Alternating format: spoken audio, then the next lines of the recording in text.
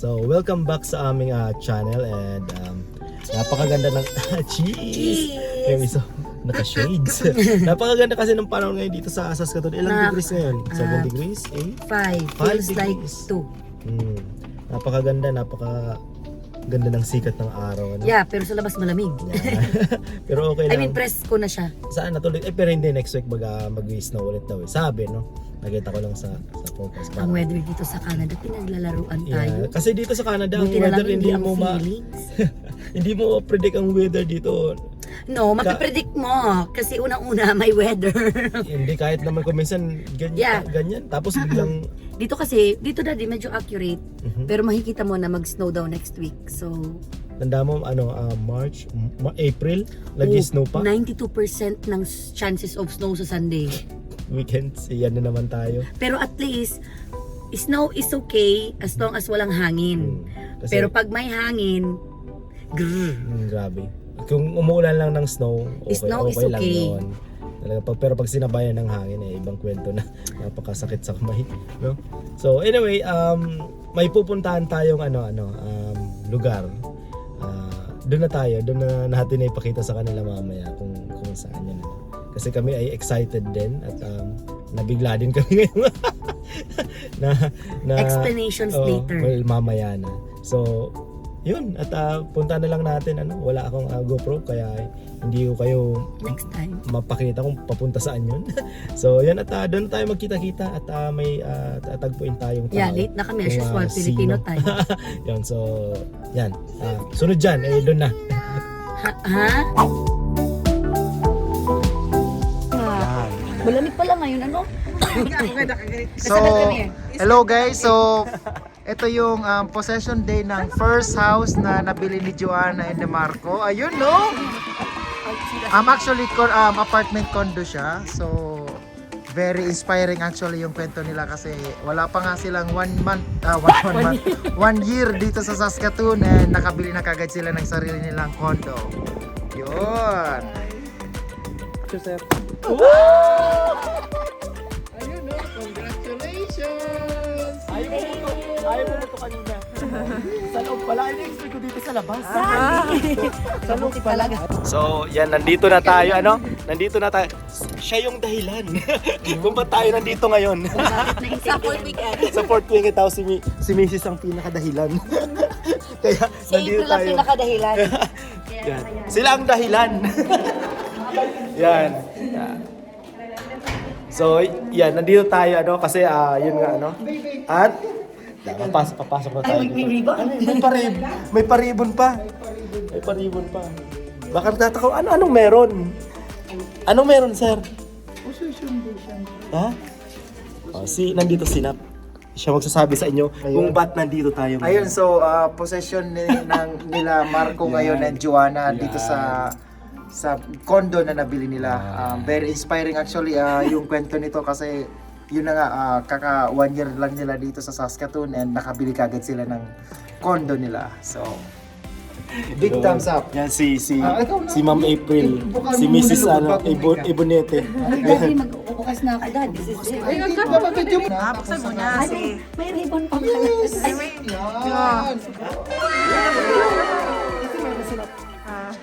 Hindi ko alam, magagalit sa akin si Kuya. Sabi ko wala, ibibigay lang yung susi. So, yan na nandito na nga tayo sa loob. Sa next yung mansion daw. Sa next mansion. Ha? Wala naman kaming planong hopefully. If ma-bless ka, wala naman kaming planong mag-stay ng matagal. May plano, may masamang plano. Yan. 1 year, 4th weekend. Diyos ko, banday ako mas madaming properties, mas maganda. Si Mr. Napoleon Ibonete pala yan. Sa English, Ibonite. Siya ang realtor namin dito sa Saskatoon. Yes. May vlog na siya dati, di ba sa channel natin. Yan. Kaso nag-stop lang pero baka mag-vlog ulit ako kasi na-inspire ako kay Marco sa pag-vlog niya. So, para mas madami tayong ma-share na information. Actually, may naunang nag-offer. Tapos, kasi nung message ko yung agent is meron na daw existing na offer pero hindi pa pinipresent or ina-accept. Kaya sabi ko, mag-offer din kami. And then, Try namin. try lang. And then, dahil very determined si Marco and si Joanna, ayun, nakuha nila yung bahay. Nakuha namin ng December 25 yung December Paskong 25, Pasko. Yeah, Christmas. Oo. So, very, ang gandang Christmas gift para sa kanila. Pagising ko ng alas na sabi nga nila, hindi natin nakuha eh. Pero Nagjo-joke lang joke siya. Sabi, nakuha natin! Oo, ayos! Sina-joke pa lang. Yan. So, tapos, pumirma kami ng January 10. Napakadali, nakabili. One Bilis. month lang. Wala ka. Oh, December 25 offer. 5 offer. January, Tapos, nag-sign na kami.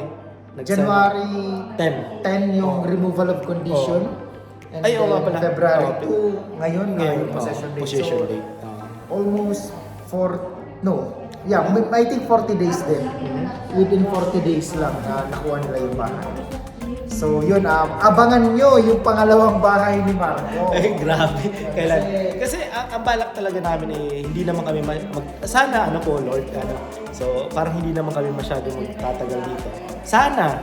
Ang actually, very smart yung palagi kong sinasabi. Very smart yung ginawa nila. Kasi yung condo actually is cheaper siya. And yung monthly expenses nila doon sa nirerentahan nila ngayon compared dito sa nabili nila is almost the same lang. Almost the same. Ang maganda doon is kapag sarili mo yung condo, is ikaw yung nakaka-build ng equity. Kasi yung equity is yun yung difference nung utang mo and yung price ng bahay mo. So, in the next 5 years, kapag nagbabayad ka ng mortgage, part doon is napupunta sa principal. So, napabawasan yung utang mo ngayon. Tapos, yung value naman ng bahay mo, unti-unting umakyat. So, yun yung nagiging equity mo. So, yun yung mangyayari sa kanila compared sa nagre-rent lang sila na totally talagang zero yung wala silang makukuha ang palit doon. So, yun, you can actually try kung wala ka pang bahay. Mag-ask ka na, mag-gather ka na ng information, ask ka na ng mortgage broker kung paano broker. Ang yung importante, steps. broker. Oh yes, so, para makuha mo na rin yung bahay na para sa'yo. Nandiyan sila kuya, dumating. Ay, sabihin mo sa labas sila. Oo. Pwede magpark sa gilid. Kasi walang visitor parking dito at. Ayan na sila sa gilid. Yan. At punta muna ako sa labas, sunduin ko sila. Ayan si Helen dumating. Yan. Ito ang namin, real tour. Si Mr. Napoleon Ibonete. Yan. Nakausap ko yung kapitay mo, babae, I think single pa ngayon.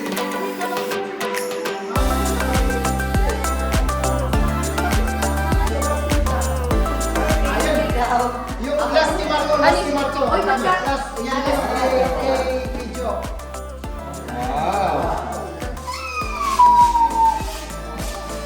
Thank you! Ano yan? Thank you!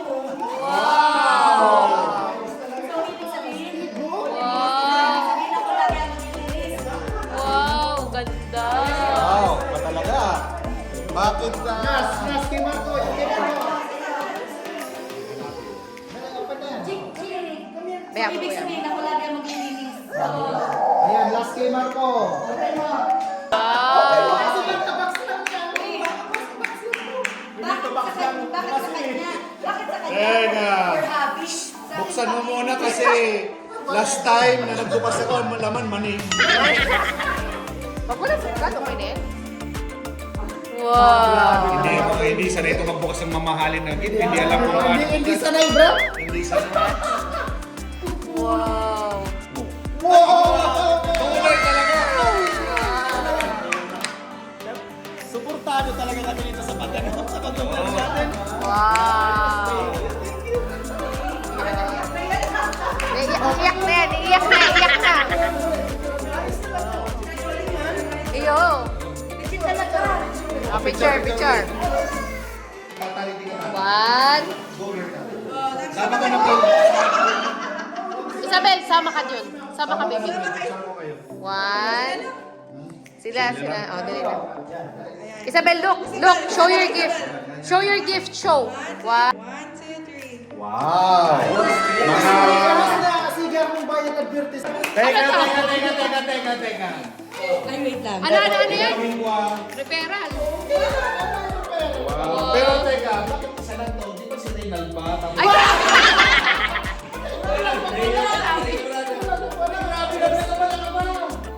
Gayon yan, pero Daiso. Masyado kaming spoiled ng realtor namin. Ano? Mamaya ko na itong Masyado kaming spoiled. Ang ganda ng bahay nila. As in, malaki talaga. I like it. Para sa presyo, ang ganda. Masyado kaming spoiled ng realtor namin. Tingnan nyo. Suportado kami. Deserve kasi ng client, ng every client, na i-treat sila ng better ng realtor. So, huwag nyo kakalimutan na pag kayo ay bibili na ng bahay, kahit ikalawang bahay nyo dito sa Saskatoon. No? Meron Yan, tayong ano ano. lang. Meron tayong, I'll try my best. Kung ako yung mapipili nyo, I'll try my best to help you. meron tayong pambansang realtor dito sa Saskatoon City. Ha? Huwag nyo kakalimutan to. Yan. Yan. Si Mr. Nap Ibonete. Yan. Napakabait na realtor, napaka hands-on. At ang kanilang pamilya ay napakabait.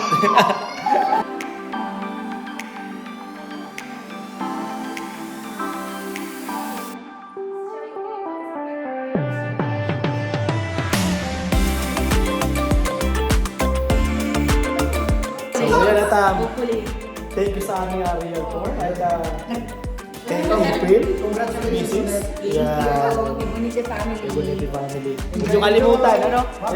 Ilalagay ko yung ano, yung details niya dun sa baba. Meron pa sulit yung gift sa inyo, kunin mo na mamaya.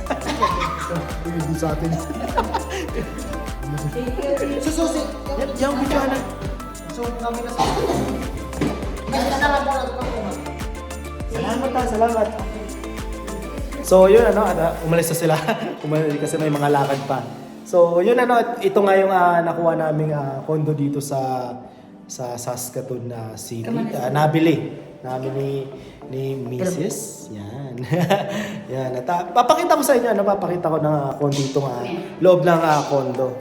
Plano namin dapat mga 2025. Year 2020. Yan, dapat year 20. Hindi namin naasahan na mas mapapaaga pa. Yan. December 25. December 25, 2023. 2023. Yan. At gawa ng We'll make a video of explanation, process na ginawa namin kasi lahat ito, in-expect namin na kung ahanap kami ng property pero hindi namin inaasahan na ganito kabilis. parang napakabilis, parang kami, na-shock rin kami. Until now, hindi kami makapaniwalang sa amin na to eh. Yan, at di ba kasi nagre-renta kami. Tapos, one night, mahilig ako tumingin ng online about sa mga bentahan ng bahay, kahit nang nasa Toronto pa. Nakakita ako ng under 200,000. Yun talaga doon nagsimula yun, dito sa may Taylor nakita ko. Tapos doon nagsimula, sabi ko, bakit hindi natin i-try na magpa-pre-approve sa broker? Basta we'll make a video of it para maganda ang explanation. Okay.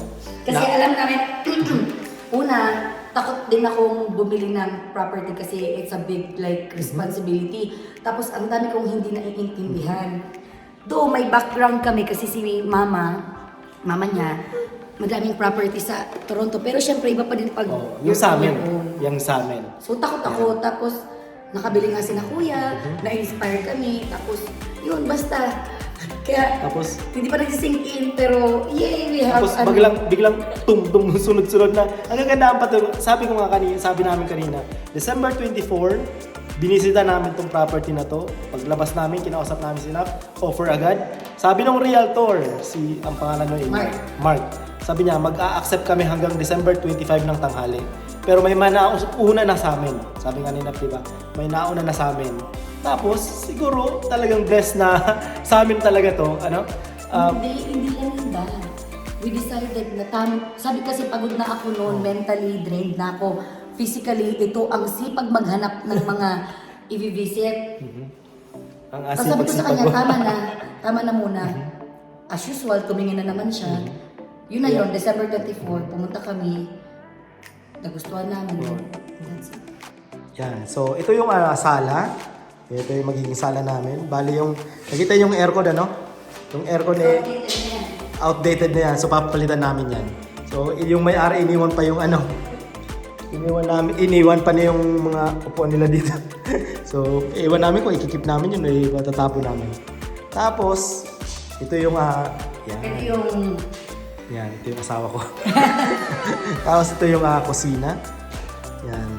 Pag bibili kayo ng condo dito, lahat naman bahay, kasama na lahat mga ganyan, dishwasher, lutuan, microwave. Depende lang kung bago. Ito, bagong bili, brand new, itong ref namin. Libre. Yan, bagong-bago pala yan. Ayan. Kasi kasama na yan. Pagtapos Doon, 1 bedroom. Dito, 2 bedroom. doon sa apartment namin, 1 bedroom. Dito ay 2 bedrooms. Isabel. Di ba karamihan ng mga dito, karamihan ng mga kwarto, walang ilaw. Ngayon dito sa amin may ilaw. Yeah, kasi dito mahilig sila sa lampshade. Mahilig dito sa Canada, mahilig sila sa dalawa lampshade. ng kuryente. Yan. Dalawa yan, dalawang kaya meron ng kwarto si Isabel. Yan. Yan. Ito sa amin. Ito sa amin, masama. Ano lang, very decent size para sa size din namin. Hindi naman kami malaki, so this is enough. Yan. Tamang-tama lang talaga ito sa amin, no? Yan. And ang mga cabinet po talaga dito, ganito lang. It's actually kung magpapalagay ka ng mga ano. Yan. Tapos, ang laundry, syempre, nandito na. Yan. So, hindi na kami lalabas pa kung saan. Diba? And this one, Papa, ito ang pinaka-favorite ko. Alin? Ang pinaka-favorite mo? Ano May yan? look sa mga Ano yan? cabinet eh. Yeah, may space pa dito na lalagyan kung ano-ano. Bahala na si Mrs. niyan, siya may... Ay, yung banyo, ito ang ipaparenovate ko. Tapos, May selan ako sa banyo. Ito talaga yung ito maganda. Pwede pa, pero ayoko. itong banyo, ito ang project namin. Bago kami lumipat dito, ito talagang buong banyo ipapaayos namin. Simula sa tub, toilet, tapos ito, vanity. So, lahat yan, ipapaayos. Tatanggalin lahat yan. Gusto namin bago. Hindi na, marami na atang umupong puwet dyan. Kaya gusto namin brand new yung toilet. Bago yun. Kasi ito, luma to eh. Di ba? Kinakalawang pa ng konti. Kaya, bago kami lumipat, papaayos namin lahat to. So, ito, hindi na masyado yun na ano. Kasi, i-renovate yan. Meron na kami nakausap.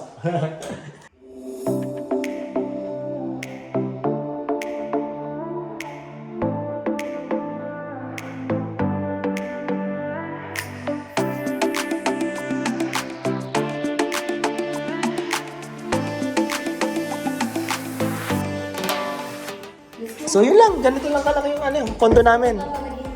Okay, kami ay aalis na rin at gawa na. Kakain rin kami, kasama sila kuya, tapos sila nap. Yan, para konting celebration din naman ng aming ng nabili. Yan. So yan, isang taon lang dito sa Saskatoon City. Aba, ikaw ba naman lagi mo pa-overtime ng asawa? Lagi ko pinapa-overtime dito. Sabi ko, okay na ako magbantay. So, yan. Sarapin natin dito. Yan. So, yun. So, at least, yun. Regalo talaga namin to kay Isabel. Uy, Bibi, baka mahulog ka po. So, bali regalo namin to kay Isabel. Kasi gawa ng birthday niya. Yung birthday niya.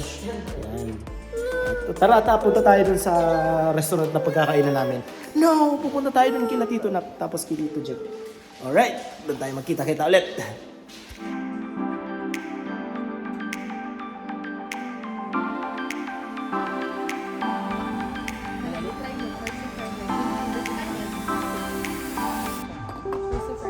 So yan ito yung aming celebration. Unexpected. Magkayaan lang ulit. Ayan, girl, oh.